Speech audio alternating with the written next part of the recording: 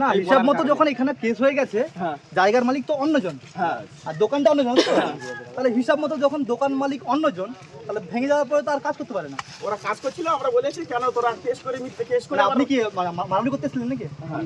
আপনি কি বলতে এসেছিলেন? মানা করতে এসেছিলাম যে আমাদের মানা করতে এসেছিলেন, তারপরে আমাকে কোদাল নিয়ে মারলো। কোদাল মেরেছে? কোথায় মেরেছে? থানায় বলেছেন?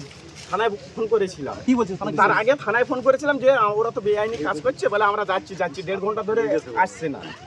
কে আসছে থানা থেকে? পুলিশ ফোন করেছিল? এও বলেছে রেকর্ডিং আছে যে আমরা কি করব। কে বলছে? থানা থেকে।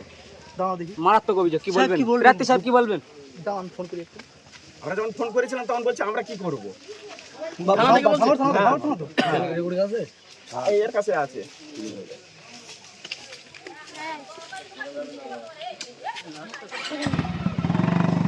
এবং আমার মারার জন্য মাথায় ওরা দাঁড়িয়েও আছে। এখন পালিয়েছে, এখন বলে লাভ নেই।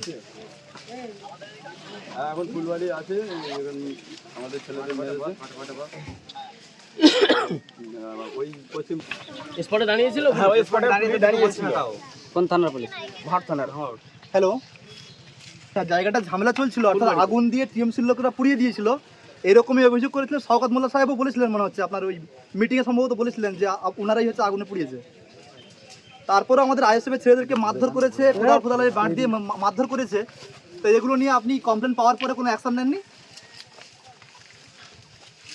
আপনি 1 ঘন্টার মধ্যে অ্যাকশন নিন, আর যে ব্যক্তিগুলো আমাদের আইএসএফ কর্মীকে আঘাত করেছে ওদের যদি 1 ঘন্টার মধ্যে অ্যারেস্ট না হয় তাহলে কিন্তু আমরা থানা ঘেরাও করে বিক্ষোভ দেখাবো। না, আপনি আইপিসি সিআরপিসি মেনে আপনি কাজটা করুন, নাহলে কিন্তু হাইকোর্টে দ্বারস্থ হবে বললাম স্যার। আমরা আইনকে শ্রদ্ধা করি, মানি, তার কারণে এখনো পর্যন্ত আমাদের ছেলেরা কিন্তু কোনো রকম অরাজকতা কিছু করেনি। আপনি 1 ঘন্টার মধ্যে ওদের বিরুদ্ধে ব্যবস্থা নিন। আমার ছেলেকে পাঠাচ্ছি এখনই কমপ্লেন লেখার জন্য, আপনি গ্রেপ্তার ইমিডিয়েটলি করুন।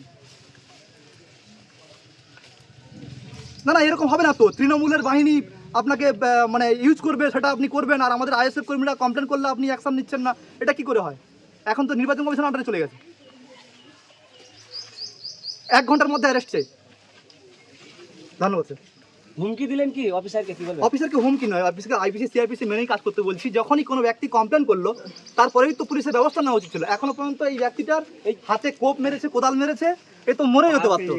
তারপরেও কমপ্লেনের পরে কোনো রকম কাজ হয়নি। সাহেব ভোট হলো না, তার আগে লন্ডভন্ড অবস্থা দেখতে হবে সাধারণ মানুষ। স্বাভাবিক, কিছুদিন আগে শওকত মোল্লা সাহেব স্বীকার করেছে নিজের মুখে যে এইরকম দোকান পড়ানো কাজগুলো তৃণমূল ছাড়া আর কেউ করতে পারে না। তারপরেও এভিডেন্সের কিসের প্রয়োজন হয়? আমাদের আইএসএফ অঞ্চল সমস্ত সভাপতি নেতৃত্বদের নামে কেস দিয়েছে, এটা হয় নাকি? কিছুক্ষণ আগে আপনি বলছিলেন যে থানা ঘেরাওয়ের ডাক দেবেন, এটা কি হুঁশিয়ারি? যদি কোনো প্রকারে থানা তার নিজের দায়িত্ব ভুলে যায় তাহলে আমরা থানা ঘেরাও করতে বাধ্য হব। সেই সঙ্গে সঙ্গে শান্তিপূর্ণভাবে বিক্ষোভ দেখানোর জন্য পরিকল্পনা চালাবো, এবং তাতে যদি কাজ না হয় আমরা হাইকোর্টে পুলিশ। এলাকা উত্তপ্ত আছে বলে দাবি করবেন? এলাকা তো উত্তপ্ত করাচ্ছে ওরাই তো। কারা করাচ্ছে বলে দাবি করবেন? তৃণমূল করাচ্ছে, তৃণমূলের সাহায্য নিয়ে পুলিশ বাহিনী করাচ্ছে। বারংবার এই পুলিশের উপরে অভিযোগ করছে, কি বলবেন? বেঙ্গল পুলিশ থাকা সত্ত্বেও পুলিশের উপরে অভিযোগ। স্বাভাবিক, আমরা আস্থা রেখেছিলাম যে বেঙ্গল পুলিশ যাওয়ার পরে হয়তো কলকাতা পুলিশ হয়তো আমাদের নিরপেক্ষভাবে দেখবে, কিন্তু সেও তো একই রকম হয়ে গেল। আমরা নির্বাচন কমিশনকে আপত্তি করাচ্ছি। শওকতের নেতৃত্বে এখানে বাহিনী, মানে কলেজ টিম বাহিনী নিয়ে এখানে বলছে তোদের একদম হাত পা কুচে দেবো, ঠিক আছে? একদম ওপেন এখানে চ্যালেঞ্জ করছে যে আসবে হাত পা কুচে দেবো। অলরেডি বাইক বাহিনী একটু আগে এসেছিল, আপাতত থানায় এসে এই তুমি মেডিকেল করো, নিমন্ত্রণ মেডিকেল করিয়ে নিয়ে একটু থানায় যাও। অ্যাপ্লিকেশন দাও, মেডিকেল করো, হসপিটালে যাও। এই বাইক করছে